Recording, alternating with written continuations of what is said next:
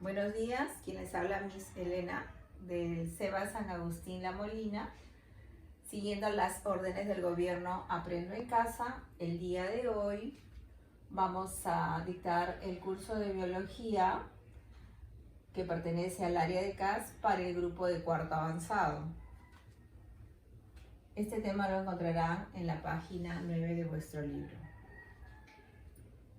Ya habíamos hablado de todos los elementos que forman los organismos vivos. Y antes de entrar a los tejidos, vamos a hacer una breve reseña de la célula.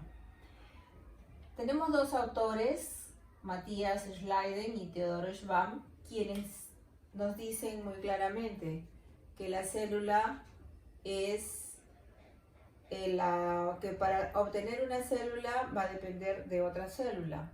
También nos dicen de que todo ser vivo origina su vida a través de una célula y que es la unidad fisiológica principal de todo ser vivo. Tenemos dos tipos de acuerdo al tamaño, las microscópicas y las macroscópicas. Las microscópicas van hasta las 100 micras y las macroscópicas mayor a 100 micras. Entre estas células ya sabemos nosotros que existen las células procariotas y las células eucariotas.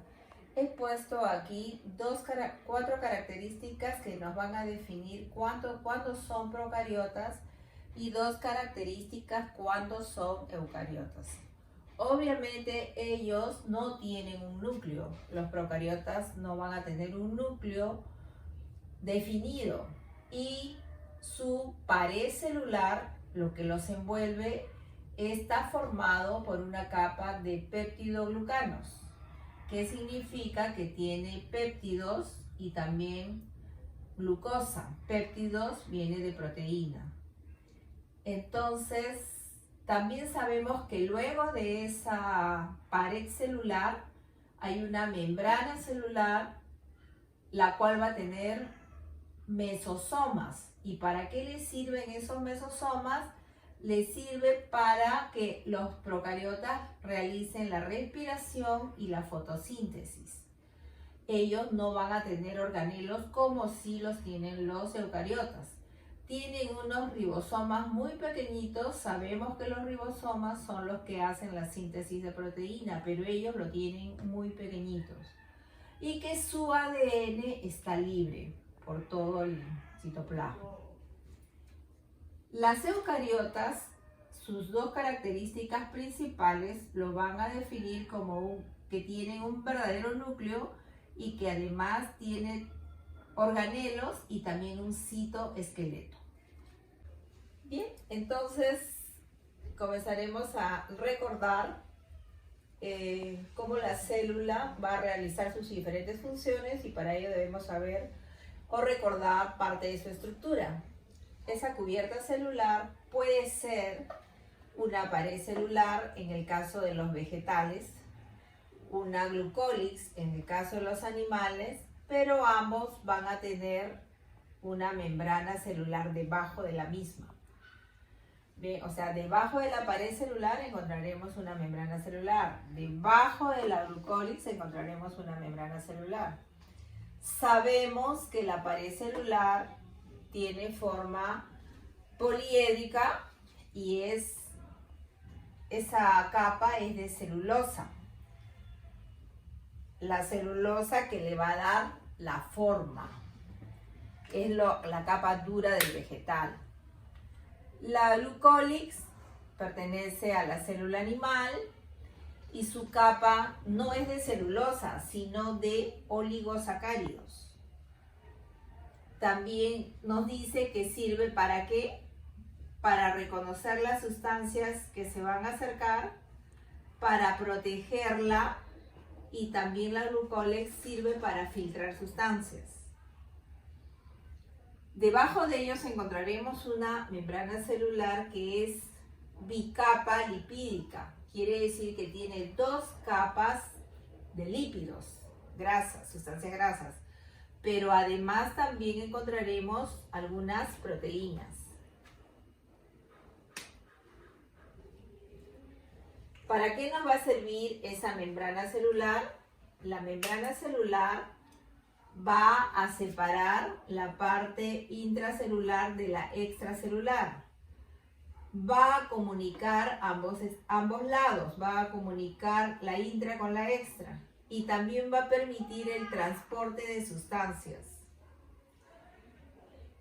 Entonces, aquí se van a realizar las funciones de pinocitosis, que ya le hemos visto antes, exocitosis y fagocitosis. Van a tomar los líquidos, va a tomar los sólidos y va a poder secretar las sustancias de desecho. Bien, entonces ya terminamos con la membrana y pared celular, recordando cuál es su función y qué es lo que sucede allí. Y luego tenemos, ya hemos hablado, pared celular, membrana celular. En la parte interna, donde encontraremos el citoplasma, como lo estoy indicando acá, va a haber unos organelos. Pero el citoplasma, vamos a ver de qué está formado. El citoplasma, que es el coloide, está formado por agua, proteínas, sales, minerales y otras moléculas. ¿Qué vamos a encontrar? ¿Qué función tiene el citoplasma? Dentro del citoplasma vamos a encontrar el citoesqueleto, y ese citoesqueleto le da forma a la célula, le permite el movimiento y también le permite la unión celular, la unión de moléculas. Acá no es celular, aquí es moléculas.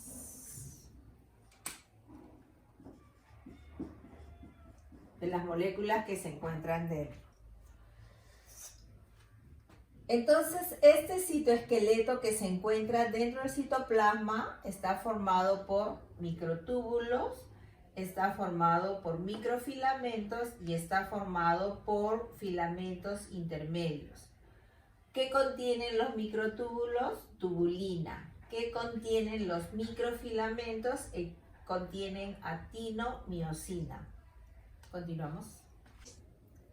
Dentro del citoplasma encontraremos a los organelos. El primero de ellos, el retículo endoplasmático. Va a contener tubos, tiene canales y unos sacos planos. El retículo endoplasmático puede ser rugoso y también liso. Tiene la parte rugosa, bajo la membrana va a tener ribosomas. ¿Y para qué sirve? Para transportar proteínas. Y la parte lisa va a tener concentrado y almacenado calcio. Además se va a encargar del metabolismo de los carbohidratos y el metabolismo de los lípidos. Además tiene la función de desintoxicar. El aparato de Golgi o Golgi zona tiene 5 a 10 sacos membranosos. Este organelo se encarga de formar la pared celular y los lisosomas, que son los encargados de la digestión celular. También se encarga de finalizar la síntesis de nuevas membranas que se van a formar. Un organelo muy importante también es la mitocondria. La mitocondria se encarga de la respiración celular.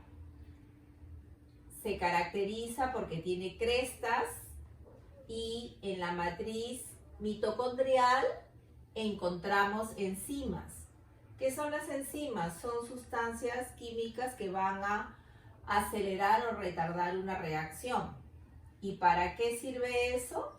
Para que se dé el ciclo de Krebs para obtener adenosintrifosfato y también para el ADN. Los plastidios son organelos que se encuentran en la célula vegetal. Se encargan de almacenar cromoplastos y su función principal es la fotosíntesis celular. Continuamos. El lisosoma también es un organelo importante, pues se encarga de la digestión celular. Tiene forma circular y también se encarga de destruir organelos deteriorados.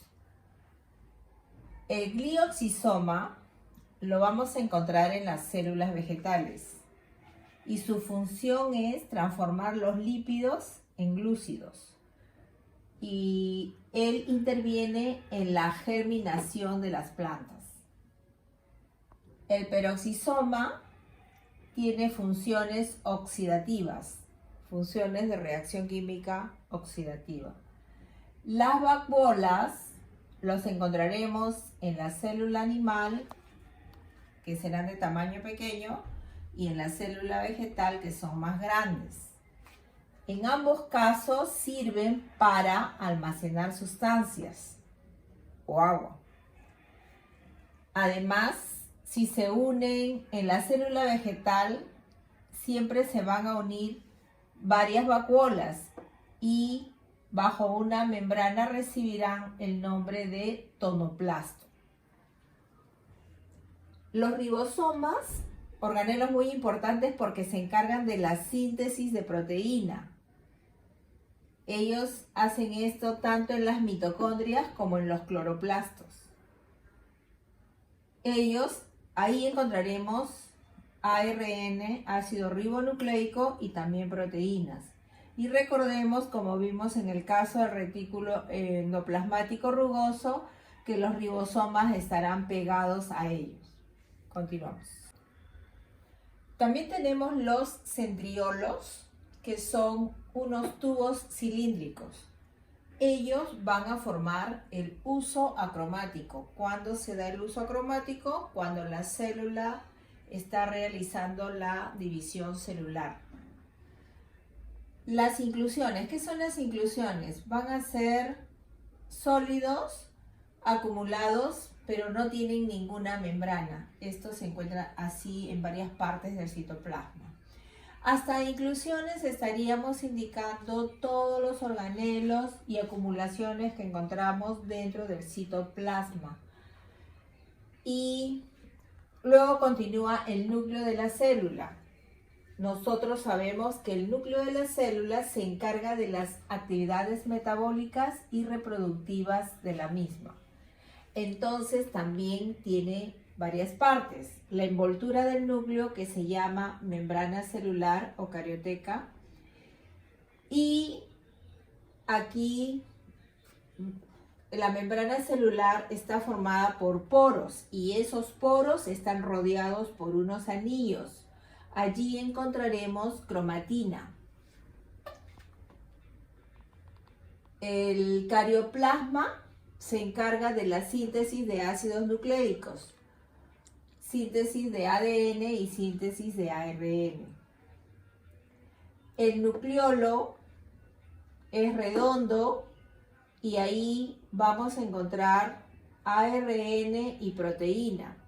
Y el nucleolo tiene la función de hacer la síntesis de los ribosomas. La cromatina, que lo encontramos pegado a la membrana celular o carioteca, va a estar formado por fragmentos de ácido desoxirribonucleico.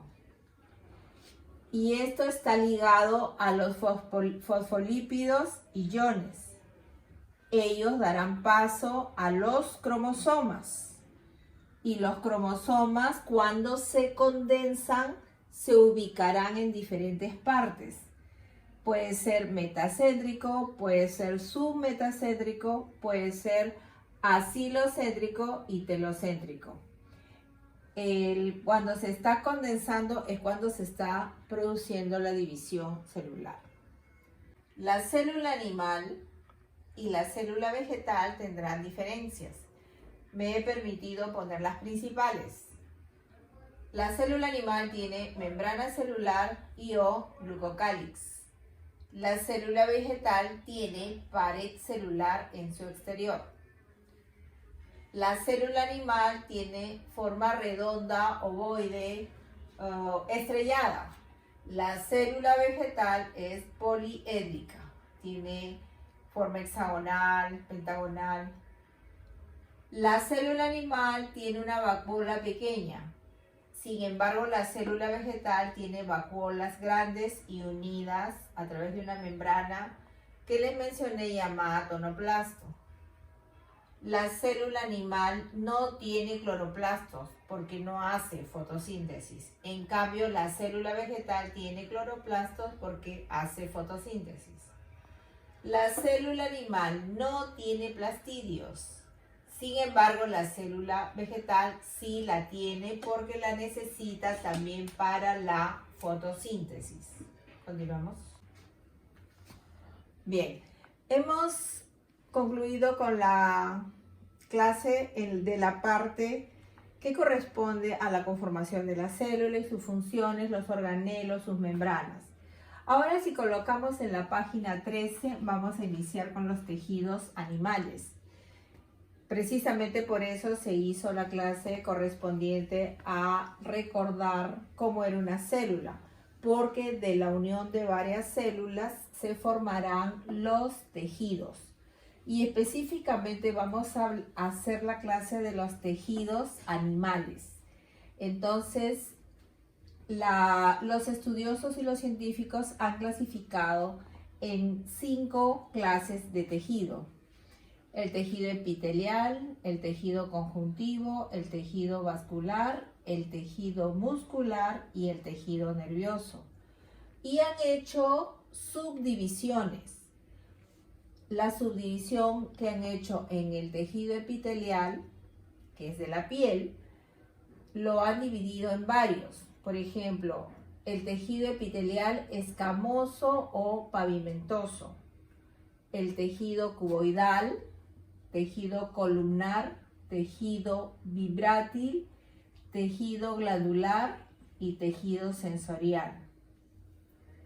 Igualmente, en el tejido conjuntivo han hecho una clasificación de 5 clases de tejido: el fibroso, el adiposo, el cartilaginoso, el tejido óseo y el tejido conjuntivo propio. En lo que respecta al tejido vascular, fueron 2 la clasificación: el tejido sanguíneo y el tejido linfático. El tejido muscular, tenemos el tejido liso, muscular liso, que es un tejido involuntario, de movimiento involuntario. El tejido muscular estriado, que es un tejido muscular voluntario. Y el tejido muscular cardíaco, que involucra al corazón, porque el corazón está formado por músculo y es un músculo que toda su vida trabaja hasta que morimos. ¿Por qué le llamamos tejido muscular liso, involuntario? Porque este tejido va a tener movimiento involuntario, o sea, yo no necesito pensar que mi intestino en ese momento debe trabajar. El intestino sabe a la hora que tiene que trabajar, el intestino sabe a la hora que tiene que parar, el intestino es el que nuestro cuerpo, nuestro cerebro, a través de las diferentes hormonas y a través de los diferentes órganos, va a decidir el momento en que va a trabajar. Sin embargo, el tejido muscular estriado tiene un movimiento voluntario. Si yo deseo camino, si yo deseo corro, si yo deseo salto, ahí yo estoy ejerciendo mi voluntad para que trabaje ese músculo. El tejido nervioso lo van a dividir en 2 partes, en la función de que realiza la neurona, que ve todo el tejido nervioso, y la neuroglia. La neuroglia está rodeada por las neuronas astroglia, microglia y la célula de Schwann. De cada uno de ellos, nosotros en la siguiente clase vamos a explicar quién lo tiene, cuál es su función y dónde lo encontramos, ¿no? Por ejemplo, el tejido conjuntivo óseo, como lo dice su nombre, estará en todos los huesos, ¿no? el tejido vascular linfático tiene que ver con el sistema linfático, que tiene que ver con las defensas. Y así de cada uno de ellos diremos dónde están, cuál es su función. Es por eso que era importante saber de dónde venía la conformación. Encontraremos también nombres como por ejemplo actina y miosina, que son proteínas que vamos a encontrar en las células musculares. Entonces vamos a recordar, hemos recordado la célula para poder asociar la nueva clase que vendrá de los tejidos animales. Continuamos. La tarea encargada para los alumnos del cuarto avanzado del día lunes, miércoles y viernes serán las páginas 11 y 12. La tarea para los alumnos de sábado y domingo será la página 11. Les recomiendo que antes de resolver los cuestionarios correspondientes lean con detenimiento, vean la figura, porque todas las respuestas se encuentran en el tema. El tema básico a desarrollar será la célula, porque la próxima clase continuaremos con los tejidos animales. Y además sería bueno que también revisen las páginas de internet por algunos términos que de repente no les quedó un poquito claro, o también cualquier consulta o duda la podrían hacer al colegio a través de la forma virtual. Bueno, espero de que haya sido de su agrado la clase y será hasta la siguiente.